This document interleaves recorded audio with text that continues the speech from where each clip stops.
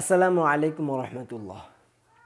Oppo মানে আপুদের phone, এই কথাটা আমরা ভুলে যেতে চাইলেও মাঝে মধ্যে অপো আমাদের মনে করিয়ে দিই। কেননা তারা ডিজাইন ও ক্যামেরার দিকে এত পরিমাণ ফোকাস করে যে হার্ডওয়্যারের দিকে নজর দেওয়ার জন্য সময়ই পায় না। এই কথাগুলো যা বলছি হিসেব মিলিয়ে দেখুন ওপো A53-র সাথে মিলে যায় কিনা। পুরো ভিডিও জুড়ে আপনাদের হিসাব নিকাশে সাহায্য করতে সাথে থাকছি আমি সাইফুল ইসলাম বিপুল। আপনারা দেখছেন টেক হোম।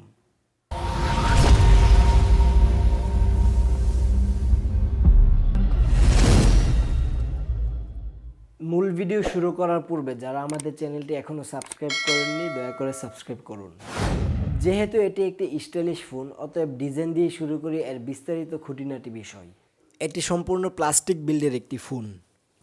রিয়ার প্যানেলটা দুটি ভেরিয়েন্টে রিলিজ হয়েছে, একটি গ্লোসি ফিনিশ এবং অন্যটি ম্যাট ফিনিশ।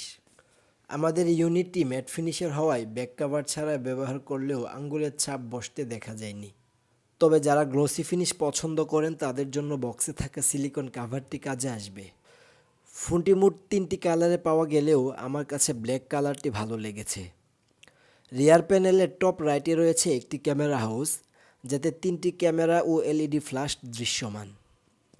এছাড়াও রয়েছে একটি ফিজিক্যাল ফিঙ্গারপ্রিন্ট সেন্সর, যার পজিশন আমার হাত অনুযায়ী ঠিকঠাক ছিল এবং এটি দ্রুতই ফোনটিকে আনলক করতে পারছিল। ফোনটির ডান দিকে রয়েছে পাওয়ার বাটন, বাম দিকে রয়েছে ভলিউম লকার ও ডেডিকেটেড সিম ট্রে, যাতে দুটি সিমের পাশাপাশি 256 জিবি পর্যন্ত মেমোরি কার্ড ব্যবহার করতে পারবেন। উপরের দিকটা একদম ফাঁকা। নিচের দিকে রয়েছে 3.5mm earphone jack, primary microphone, USB type C port ও লাউড স্পিকার গ্রিল। লাউড স্পিকারের সাউন্ড কোয়ালিটি ডিসেন্ট, তবে একটি মজার ব্যাপার হলো এতে থাকছে স্টেরিও স্পিকার।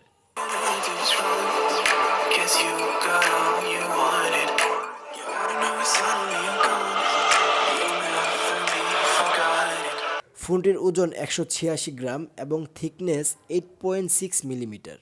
ওপো A53-তে থাকছে 6.5 ইঞ্চ IPS LCD প্যানেল। এটি HD+ রেজুলেশনের ডিসপ্লে, যার পিক্সেল ডেনসিটি 269 ppi। বলে রাখা ভালো যে এই ডিসপ্লেটি 90 হার্টজ রিফ্রেশ রেট সাপোর্টেড। ডিসপ্লের উপরের দিকে রয়েছে একটি পাঁচহুল সেলফি ক্যামেরা। বাজেট অনুযায়ী এর চিন ও সাইড বেজেল ঠিকঠাক হলেও ডিসপ্লেতে পিক্সেলের পরিমাণ কম থাকায় শার্পনেসের কিছুটা ঘাটতি রয়েছে। তাছাড়া এর কালার অ্যাকুরেসি এবং ভিউইং অ্যাঙ্গেল নিয়ে কোনো আপত্তি নেই। এই ডিসপ্লেটির ব্রাইটনেস 400 নিটস এবং টাচ স্যাম্পলিং রেট 120 হার্টজ। ডিসপ্লেতে পর্যাপ্ত ব্রাইটনেস না থাকায় আউটডোরে কিছুটা প্রবলেম ফেস করতে হতে পারে। 90 হার্টজ রিফ্রেশ রেট থাকায় স্মুথলি মাল্টিটাস্কিং ও স্ক্রলিং করা যাচ্ছিল। ডিসপ্লে ভালো মন্দ যাই হোক, তবে একে প্রোটেক্ট করবে কর্নিং গরিলা গ্লাস 3। এবার কথা বলা যাক ফোনটির দুর্বল দিক, অর্থাৎ এর হার্ডওয়্যার কনফিগারেশন নিয়ে। এতে সিপিইউ হিসেবে থাকছে স্ন্যাপড্রাগন 460 অক্টাকোর প্রসেসর। 11 ন্যানোমিটার এই সিপিইউর সর্বোচ্চ ক্লক স্পিড 1.8 গিগাহার্টজ, আর জিপিইউ হিসেবে থাকছে Adreno 610।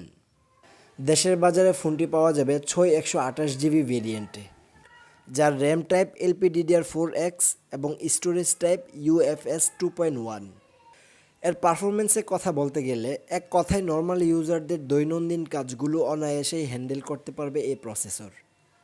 তবে হেভি ইউজে এটি আপনাকে স্যাটিসফাই করতে পারবে না। এছাড়া এর app opening time fast, 90 hertz refresh rate on থাকলে মাল্টিটাস্কিং ও স্ক্রলিংয়ে স্মুথ পারফরমেন্স পাবেন। তবে অনেকগুলো অ্যাপস একসাথে রান করলে কিছুটা ল্যাগ করে। অপারেটিং সিস্টেম হিসেবে থাকছে ColorOS 7.2 বেসড অ্যান্ড্রয়েড 11। ইউআই এর কথা বলতে গেলে ColorOS মোটামুটি বুটওয়ের ফ্রি একটি ইউআই। তারপরও যে কয়টি অপ্রয়োজনীয় অ্যাপস ইনস্টল করা থাকে সেগুলো চাইলে আনইনস্টল করা যায়। শুরুতেই বলেছি হার্ডওয়্যারের দিক থেকে এই ফোনটি বেশ দুর্বল, অতএব এর গেমিং পারফরমেন্স গেমারদের সন্তুষ্ট করতে পারবে না। এতে পাবজি প্লে করেছিলাম, যেটি by default balanced graphics medium frame rate suggest করছিল, তাও আবার ফ্রেম ড্রপ ও ল্যাগ সহ। মুদ্রা কথায় যদি আসি, গেমারদের জন্য এই ফোনটিকে এড়িয়ে যাওয়াই ভালো হবে। ওপো A53-তে থাকছে মোট 4টি ক্যামেরা, যার মেইন ক্যামেরাটি 13 মেগাপিক্সেলের f2.2 লেন্স। আরও থাকছে 2 মেগাপিক্সেলের ডেপথ ও 2 মেগাপিক্সেলের ম্যাক্রো লেন্স। এই দুইটা আকাইম্মা লেন্সের পরিবর্তে অন্তত 5 মেগাপিক্সেলের একটা আলট্রা ওয়াইড লেন্স দিলেও কাজে লাগতো। যাই হোক, সেলফি তোলার জন্য ফ্রন্টে রয়েছে 16 মেগাপিক্সেলের f2.0 পাঁচহুল সেলফি ক্যামেরা। এর ক্যামেরা পারফরমেন্স এভারেজ পর্যায়ের। ছবিতে ডিটেলের পরিমাণ কিছুটা কম, ছবির শার্পনেস ও কালার ঠিকঠাক লেগেছে। এআই মোড অন করে ছবি তুললে স্যাচুরেশন লেভেল কিছুটা বেড়ে যায়। ডাইনামিক রেঞ্জ এভারেজের কাতারেই।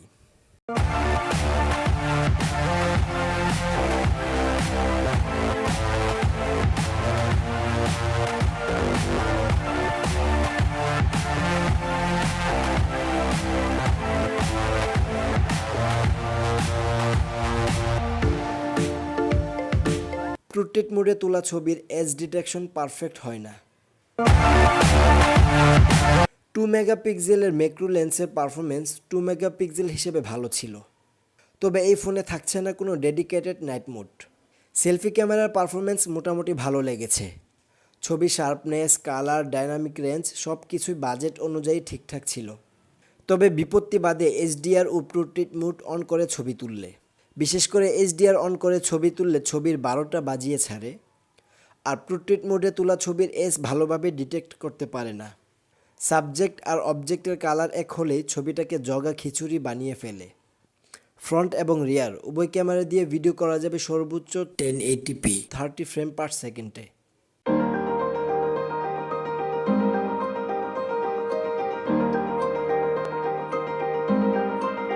এই ফোনটিকে পাওয়ার আপ করছে 5000 mAh ব্যাটারি, যাকে চার্জ করতে বক্সে দেওয়া হয়েছে 18 ওয়াটের ফাস্ট চার্জার, যা দিয়ে ফুল চার্জ করতে প্রায় 1.5 ঘন্টার উপরে সময় লাগবে। নর্মাল ইউজে 1.5 দিনের মতো ব্যাটারি ব্যাকআপ পাবেন এর থেকে, আর হেভি ইউজে 7 থেকে 8 ঘন্টার মতো বা তার চেয়েও কিছু বেশি। তবে পুরোটাই ইউজের উপর নির্ভর করবে। পুরো ভিডিও দেখে কতটুকু হিসাব মিলাতে পেরেছেন সেটা জানি না, তবে বলেছিলাম আপনাদের হিসাব মিলাতে সাহায্য করব। আমার মতে যারা রেগুলার ইউজের জন্য একটি সুন্দর স্মার্টফোন, ভালো সেলফি ক্যামেরা এবং ভালো ব্যাটারি ব্যাকআপ চান, তাদের জন্য এই ফোনটি আইডিয়াল চয়েস হতে পারে। আর যারা গেমিংয়ের জন্য ফোন খুঁজছেন, এই ফোনটিকে এড়িয়ে চলাই তাদের জন্য ভালো হবে। সো আজ এই পর্যন্তই। এতক্ষণ সাথে থাকার জন্য ধন্যবাদ।